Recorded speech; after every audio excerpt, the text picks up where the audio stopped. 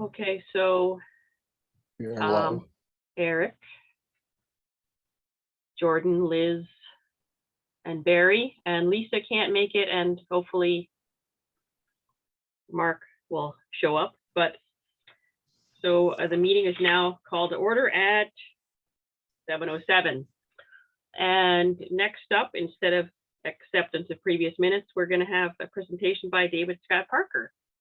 Okay, let me just first of all thank you all for allowing us to do this tonight. You know, it's been a long haul, as you all know, because you've been players along with us and helped us on the way to get to the point where we are now.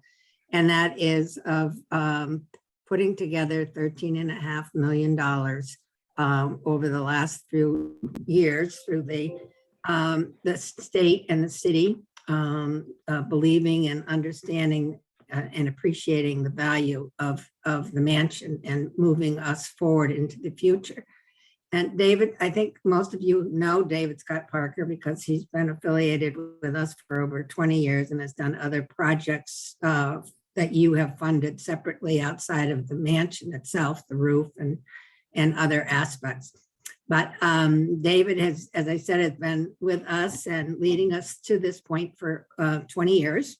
And so we thought it would be good to share with you in more detail and to have an opportunity for you to ask us any questions on where we are.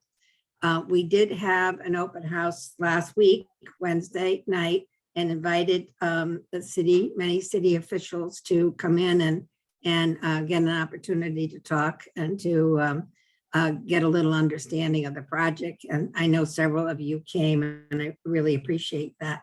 So David's prepared a plan of where we're going to share with you, and then some highlights of why the mansion and the building is so important, not only to Norwalk, but to everybody in the country.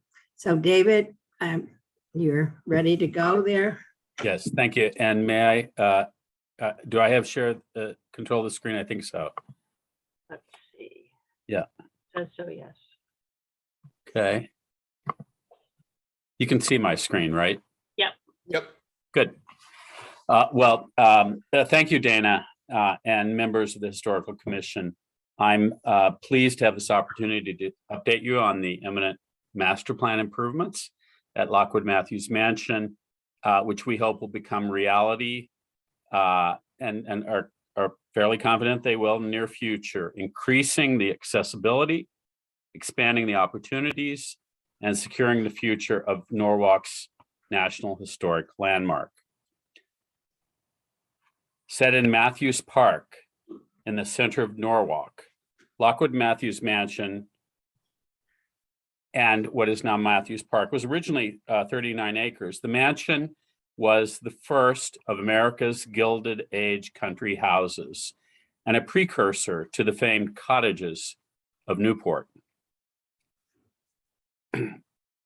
By the grace of God, it escaped destruction at a time when other cities, like nearby Bridgeport, were tearing down their landmarks. Norwalk's indomitable Elsie Hill led the effort to save Lockwood Matthews. With her dedicated tribe of junior league preservationists, mops and brooms in hand, their successful 1965 lawsuit not only saved Lockwood Matthews Mansion, but also served as legal precedent and bolstered confidence after the tragic 1963 destruction of Madison Square Garden, all of which served as the impetus and laid the groundwork for a study by the National Trust for Historic Preservation with heritage so rich that was endorsed by the United States Conference of Mayors, prompting Congress to pass and Lyndon Baines Johnson to sign the Preservation Act of 1966. All preservation law in America since stems from this. With the support of the city of Norwalk and the state of Connecticut, and the contributions and dedication of numerous volunteers and supporters, including many of you, over the past 5+ decades. Immense progress has been made. Plaster restored, French polish woodwork consolidated, frescoes conserved, leaking roofs repaired or replaced.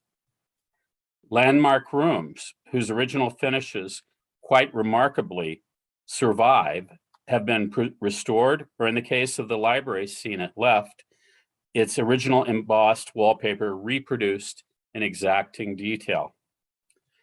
The building has been made accessible, always with its educational mission front and center. But the systems in the immense structure are outdated. We all remember the pit in our stomach when we saw Notre Dame in flames. A couple things are essential to this effort externally. Bringing a large new 8-inch water line underground into the building for fire suppression, and the location of external condensers for the proposed new HVAC system. And what you're seeing on the screen now in the upper right-hand corner is Stepping Stones Museum. I don't know if you can see my cursor.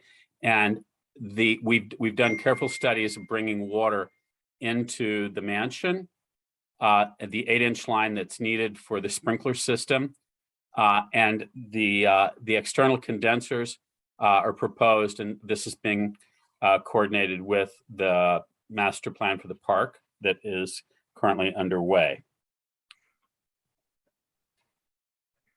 Much due diligence has been undertaken in anticipation and for the protection of the building's precious features, which are in themselves masterpieces. Here you see our plans for the protection of the grand marquetry inlaid staircase. It's one of the most extraordinary creations of Herta Brothers, America's preeminent 19th century cabinet makers and interior designers. Our plans for the protection of this feature and other precious surfaces throughout the mansion have been vetted by an independent third party, who also, by the way, recently oversaw protection for the interiors of the Frick Museum in New York City. New mechanical systems will replace the current antiquated and inefficient boiler and furnace, whose limitations presently force closure of the mansion every winter, limiting earned income and putting stress on the museum's precious collections. In order to preserve the amazing Undercroft-like basement of the mansion for public access and exhibition, the loose bluestone paving of the basement level, and you can see the plan at left, the paving stones will be carefully lifted to allow pipes and conduits for all systems to be installed beneath that flooring, and the stones then carefully reset. Wherever possible, existing holes in flooring will be used for new registers and here you see the recessed window area as it exists now. In many places, what has been specified is the installation of fan coil units with panels beneath them to discreetly accommodate the HVAC requirements for various spaces. For energy efficiency and to reduce the harmful effects of UV sunlight, custom low energy pressure fit interior storms made by Indo will be placed discreetly over the mansion's large French plate glass windows. These windows, the windows in the mansion by themselves, if you think of the very early date of this mansion, 1864 to 1868, you don't find windows this size in buildings of this era. And each of these window panes, by the way, in the third quarter of the 19th century had to be brought over from France because you couldn't get glass this size made in the United States.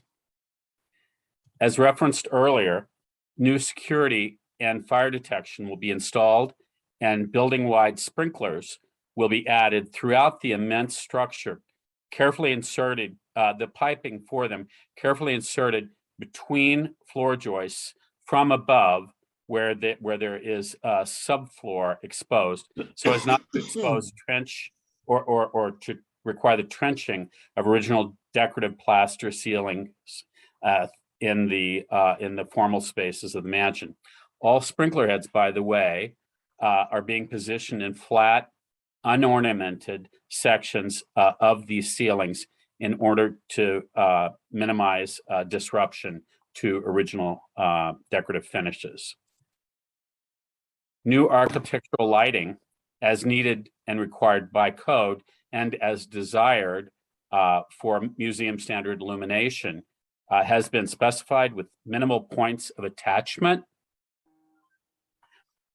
again, to avoid disturbance to period surfaces. And here we see a room in what is now called the Apricot Suite, which is exhibition space on the second floor. Our lighting plan with the reflected ceiling surfaces noted is shown on the right-hand half of the screen. Wi-Fi and connectivity is being added throughout the building to make it relevant and accommodating for our computer age and will allow future varied interpretive possibilities for the museum. Everything I've illustrated so far is part of what we call the base project. There are a few other things that should and will be done, should be and will be done if funding allows. These include the archives. Here is a plan of the basement with the proposed archives outlined in red.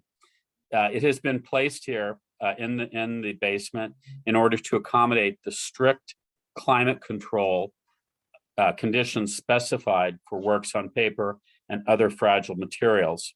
The current basement, central basement area now looks like this.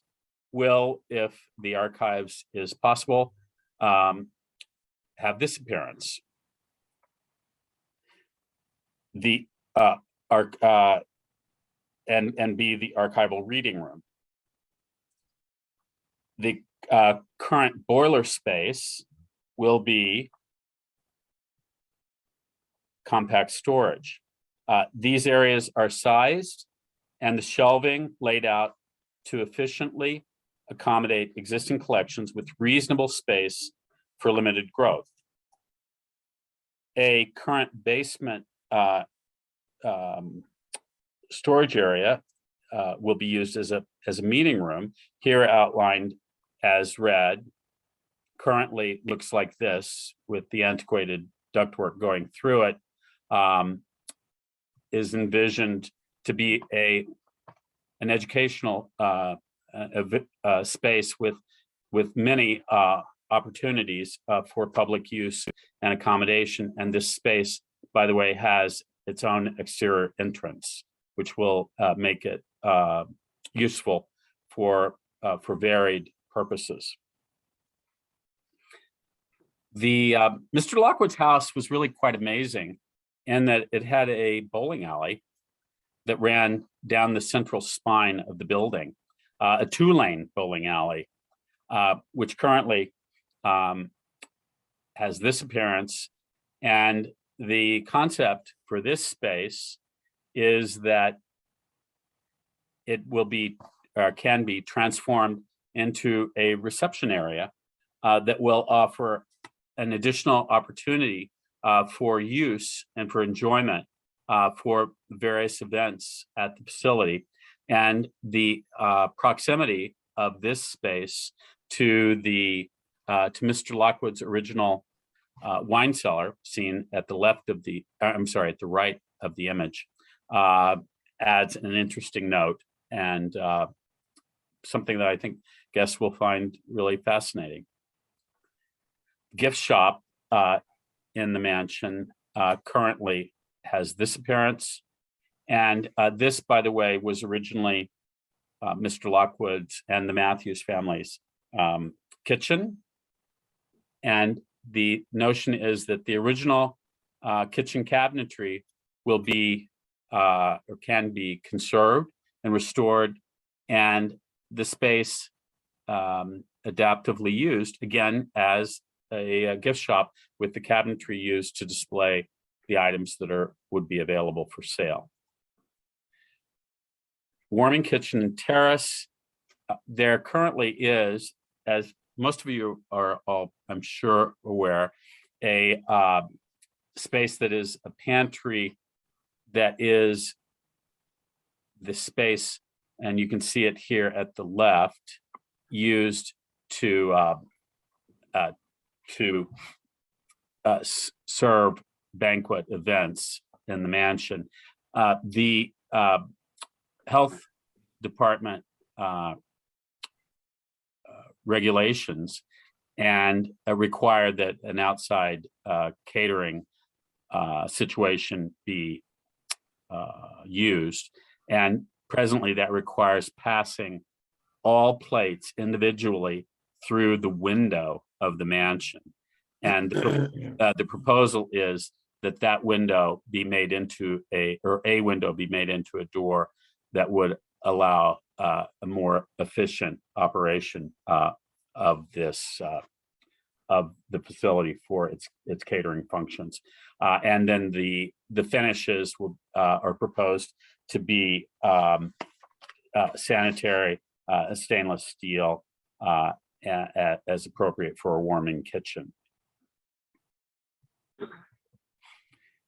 There's a proposal to have a space outside that window as a paved surface that can accommodate catering tent or be used for outdoor seating at times.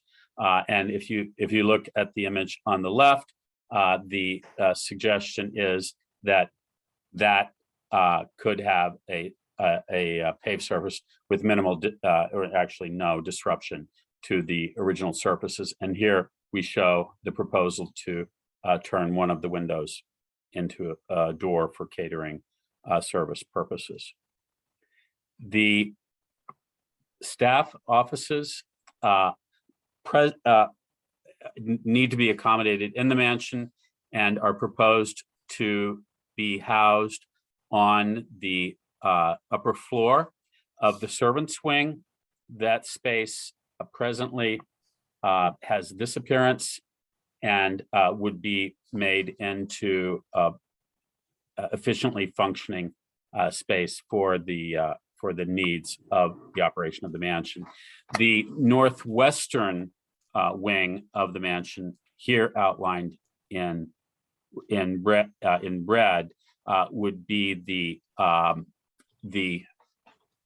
was originally guest rooms, here shown as it's now being used as storage. And you can see the water damage that happened over the years because of leaking roofs. These are proposed as the executive offices for the mansion's operation. And if this alternate is possible, those damaged surfaces would be restored.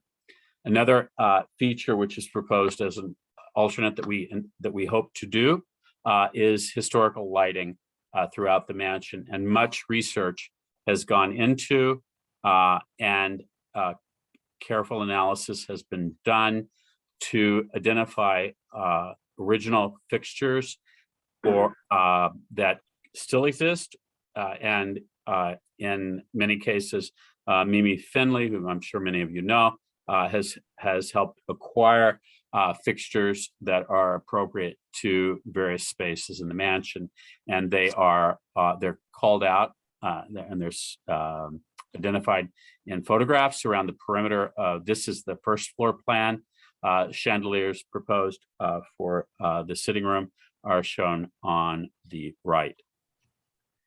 Here on the left is an original fixture, which Patsy can tell you how excited we were to discover this, that survives and will be restored. You see it in an original 1872 photograph of the entrance hall on the right-hand side of your page, of your screen. And so those that covers the base project and the ad alternates that are proposed. And before you now is the proposed schedule of the project. And in yellow, this is the design schedule that we are currently in, that takes us to the end of 2022. And the goal and the intention is the construction would begin in January of 2023 and go for the next 18 months. And we're very excited about this and eager to see it happen, and excited that this long sought goal of Norwalk and of this commission and of Norwalk Mansion, Matthews Mansion, is at hand. And I'm eager to answer any questions you have or discuss any aspects of what I've just presented for you. Yes, Tom Livingston. Yeah, hi, a couple questions. This is really exciting. Well, I'm looking at this chart in front of us. Is the museum entirely closed during this entire period, or can any parts be open? Everything that's in the mansion will be removed from the mansion for safekeeping and put in climate-controlled storage. And so the mansion itself will not be operating during that time. I don't know, Patsy, if you have any comments about that.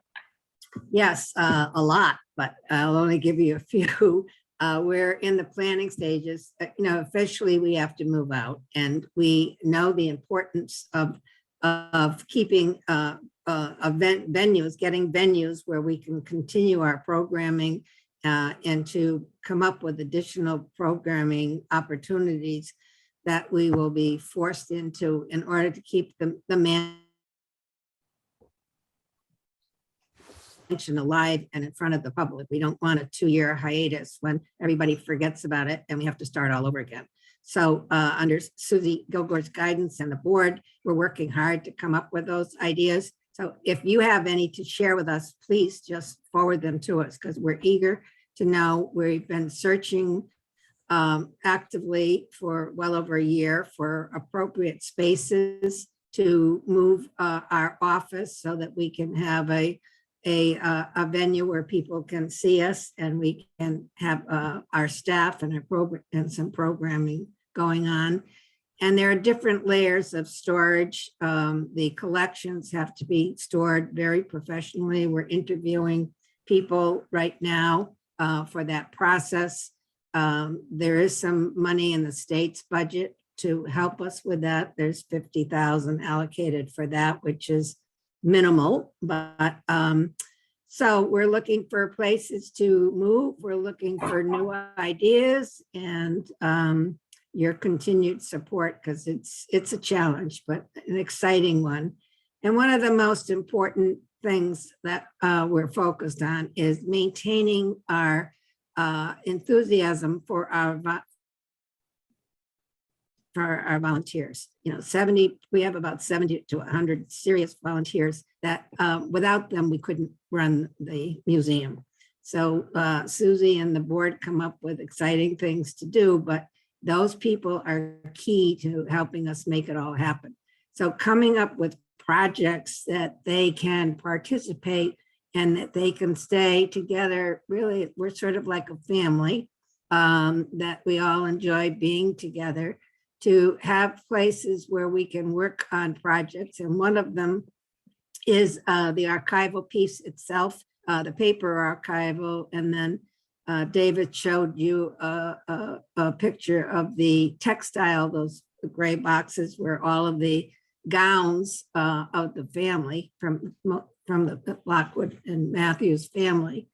And they need attention. And so we're starting to look at opportunities for grants for an archivist to help us during that time to work with our volunteers and hopefully to get some support somewhere to work on our textiles. So it will be moving that forward, but it will be holding our team together. And that is a concern for me that I'm very focused on.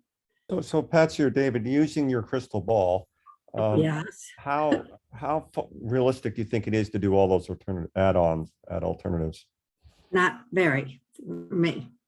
And I'm an optimist, but not, that's why we pull these pieces out. So when the crunch time comes, July, August, after we get our bids back. And as you all know, construction and inflation is rampant right now. So, and we've been informed by our engineers and cost estimators that most of the contractors will only hold their prices for 2 weeks, 3 weeks because of escalation. So we're paying attention to it. We know it's a problem, and we'll have to take it one step at a time. David, if you can add on to that. I can. We are very relieved and pleased that that additional funds have been allocated, and this has happened fairly recently, to make it possible, we feel, to do the base project now. But the other things I think are probably beyond that at this point, and it does depend, as Patsy was suggesting, on what happens with pricing and inflation over the next few months. So we've built some of that into the analyses of cost, but and of course we've had professional cost estimators looking at this. It really makes all the sense in the world to try to do all of those things now, because it's much more cost efficient to do this in one fell swoop. And if we're moving, and we will be moving the archives out of the building, you really want to bring them back and put them in their proper home. And the same is true of all the other aspects of what we're doing. It really makes sense to do it all at one time. So we have fingers crossed that additional funding will make that possible. Thank you. Mm-hmm.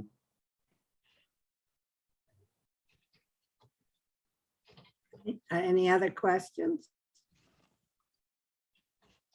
Well, we'll keep you posted as we move forward with reports and updates. And again, I just want to emphasize that if you do have any ideas, or you see some available space that can be used, we're hoping we might get some people to donate some space, or make things a little bit more, not market pricing. But so it's a challenge, but it's, I've been in the real estate business now for, I don't want to tell you how long. So I know that the challenge that is, but. Patsy, yes. you looking for display space or storage space or both? Everything. If we can do some kind of a display, a mini exhibit or something, that would be wonderful, but we have constraints on any of our collections that they have to be in a safe environment, environmentally as well as security protected. So that's a big challenge, and we're looking at that. And I don't know if you know, but we work with a preservation office on this project. They've been fabulous. We've been meeting with them and with the Economic Development Commission on a weekly basis. Every Monday at 1 o'clock, the team gets together. There are now about 12 of us. So they're very involved with this project. They're very supportive. And I'm impressed with the level of their interest and care for us. They've been wonderful. And I've had other projects through my years doing things in Norwalk where that's not always the case, but I'd love to see, and I don't know if this works, but a display in the sort of the atrium, if you will, of City Hall. oh, that's a great idea. Yeah. You know, Susie and Doug went over to the mall. We've been talking to the mall people for a couple of years, but they went over last week to look at some potential space there. It might not be a visible space. They have what might be office space or the archival space. It's different levels, you know, the archival place really would be a workroom. And ideally I could see one storefront which has some good light and parking, because the volunteers will be coming to work on it, and parking, yes, as we all know, is an issue. So it's complicated, but I feel confident that our group of trustees and the supporting team and all of you people helping us, we're going to make it happen. So if there are no other questions, we really appreciate this opportunity to share with you. Thank you, Terrific. Patsy. Thank you, Yeah. David. You're very welcome. Thank you very And- much. And thank you for your support and endorsement of this project and of the mansion over these many years. You really made it all possible, and we are incredibly grateful to you. Thanks again. Enough of that. Okay, now we have to move on to item number 2, acceptance of the minutes from March 23rd.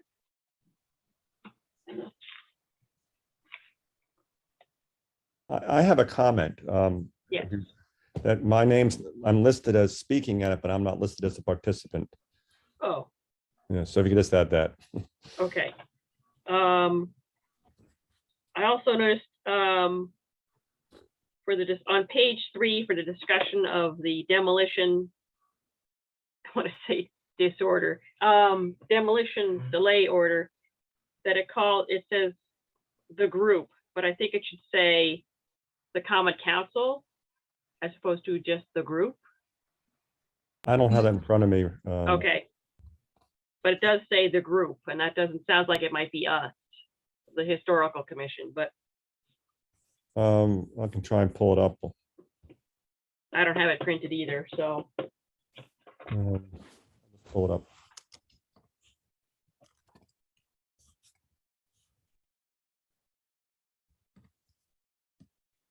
It came from you, the minutes? I did resend them today. I think they might have been sent out last week as well. At I thought they- 2:03 today. I Okay. got them. Yeah, I thought, Yeah, 2:03 today.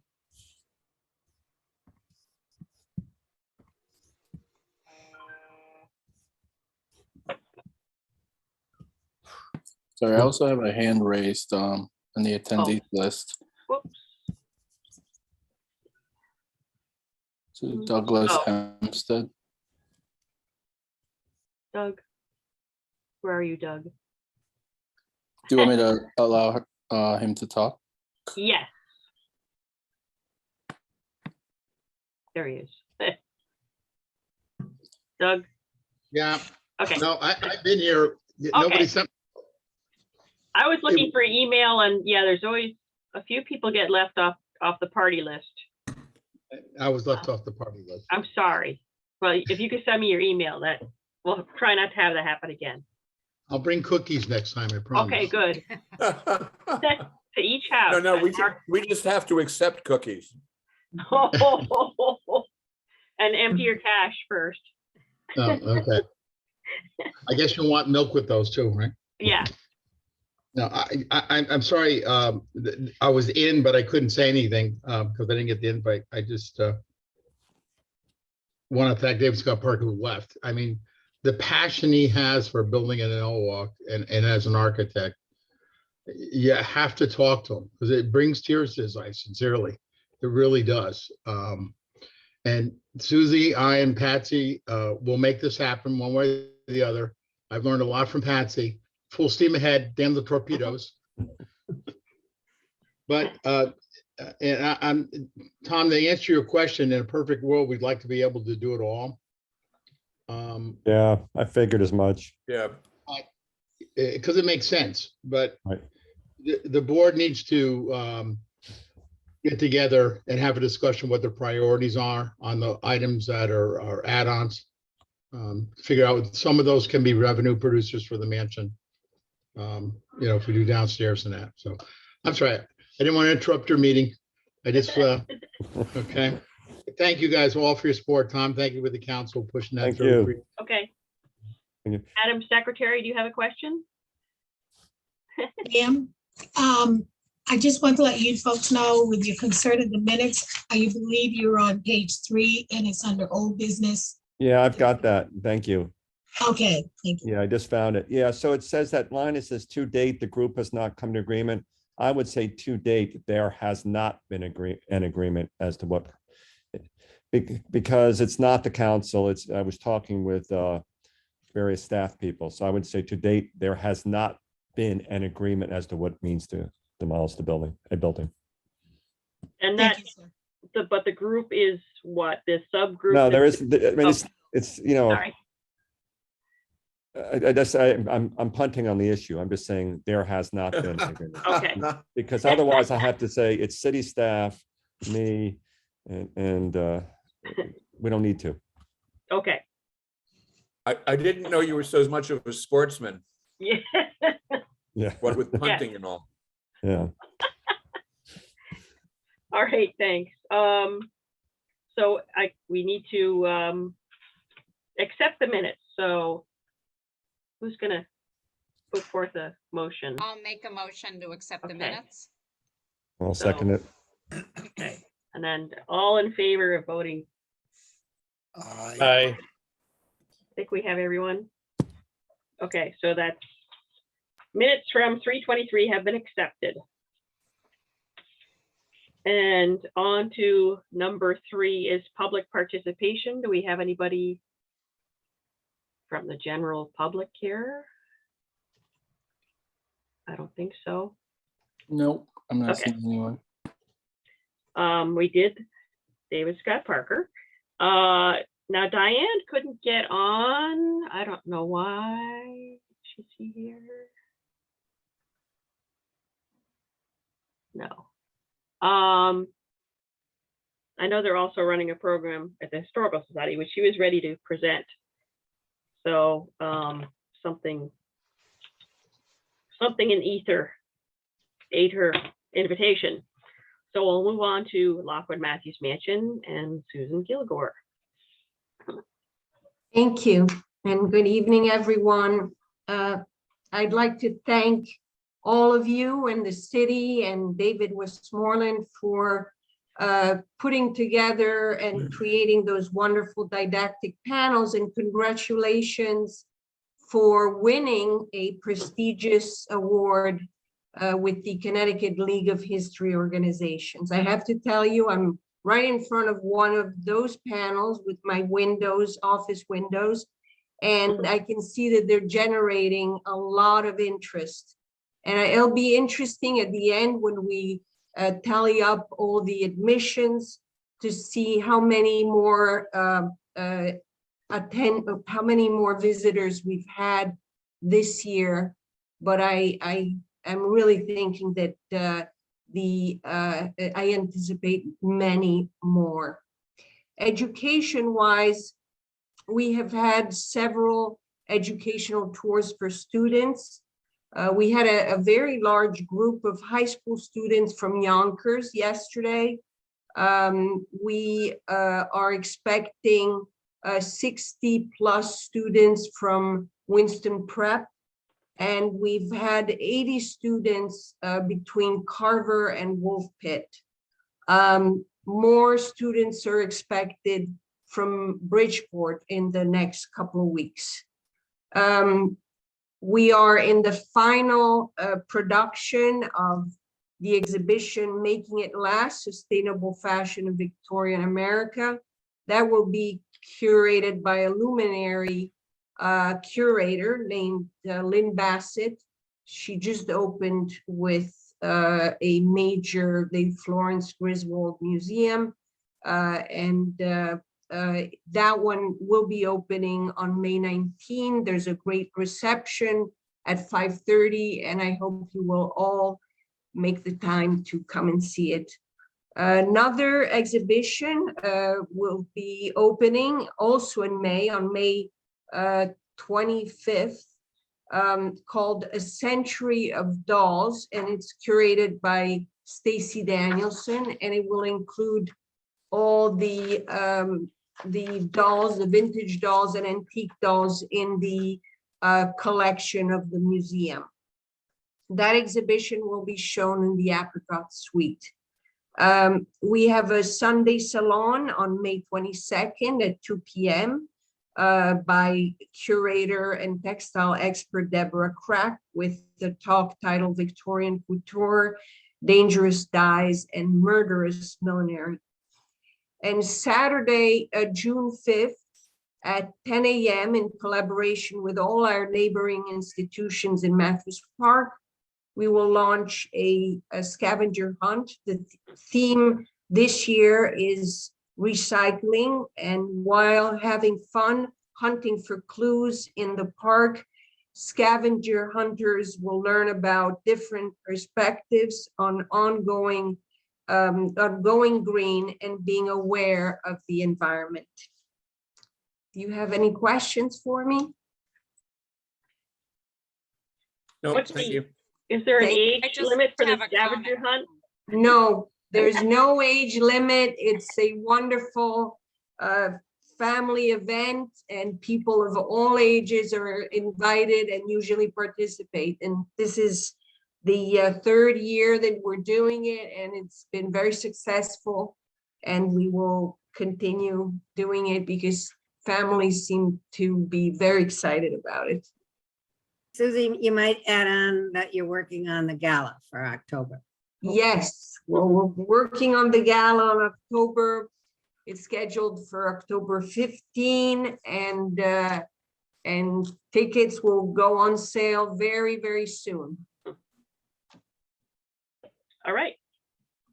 Thank you, Susan. Thank you. So number 6 is reports, and since David isn't here, I guess we'll have to pass that by.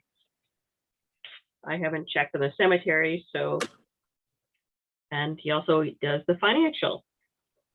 Dana, Our sorry, just a quick question. You may not Yeah. know the answer, or you or Tom maybe, about that car crash up on the cemetery. Oh, right. Has there been an update on that? I'm just curious. Well, that's technically not our, what's the word I want? Bailiwick. But since David is a member of that church, Oh, I see. I think that's where things are going to go well for that often, well, not often, the fence people like to hit. So yeah, if it will be fixed right, and since David and Great. Mike are, as other people are on that, Diane also are members of that church. So Oh, good. Terrific. yeah. Thanks for noticing that. Yes. Old business number 8. Do we have any old business? I can't think of anything. Do we have any, do we have any update? Oof. Excuse me, on the delay we had on by Loman's Plaza there, the old factory? Oh, I put in a demolition delay just to kind of mess with them. Is that now, Tom, do you know if that is now owned by Toll Brothers? Are they doing that? I don't know the status of the property Okay, transfer. because I what think we it is approved though. 7 years ago was to move the brick building, and put it into the spot where 6 Butler Street is, that that little former shoe repair place. I don't know how it was going to fit, but that was the kind of the bill of sale they sold us.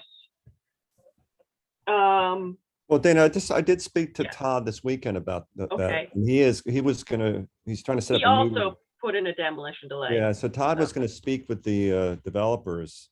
Okay. I was trying to do it sooner rather than later. I just don't know when. Yeah. So we've got 120 days then from whenever I put that in, which is probably 3-4 weeks already now.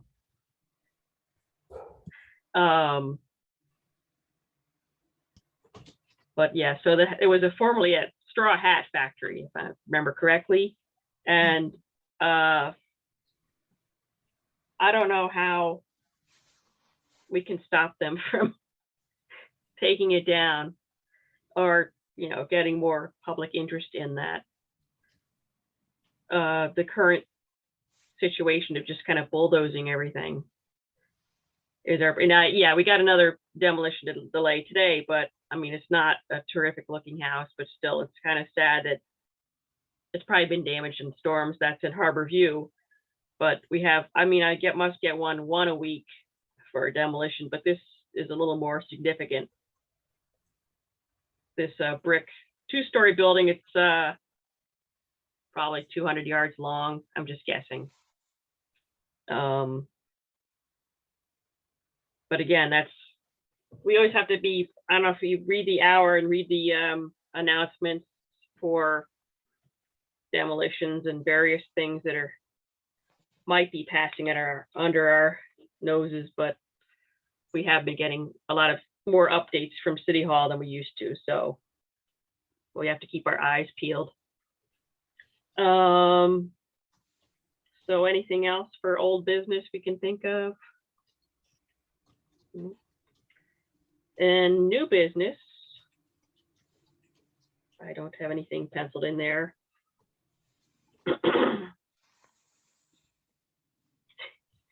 So, Do we know what's going on with the YMCA property? again, that's owned by the hospital, and the hospital's under a different ownership now, and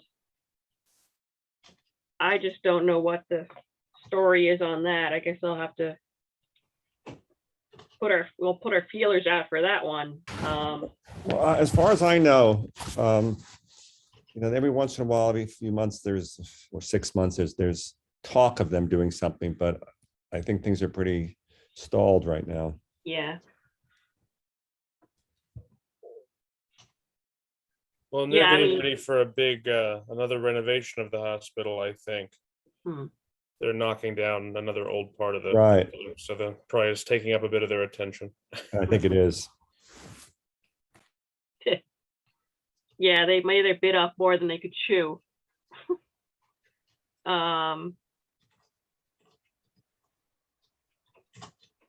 Another thing to keep our feelers out for. Anyone else have anything they can think of? No? No, thank you. No, thank you. Then can move to number 10. Do we have a motion to adjourn? Do we have to? Yeah, I thought your hand would go up. I know Jordan did. I'm waiting for your hand to go. Oh, Mark. Okay. All in favor of adjourning the meeting? Looks Unanimous. Okay, so thanks for your time, everyone, this month. And night. good Good night, night, guys. night. Right. Bye. Good night, you. guys. Bye.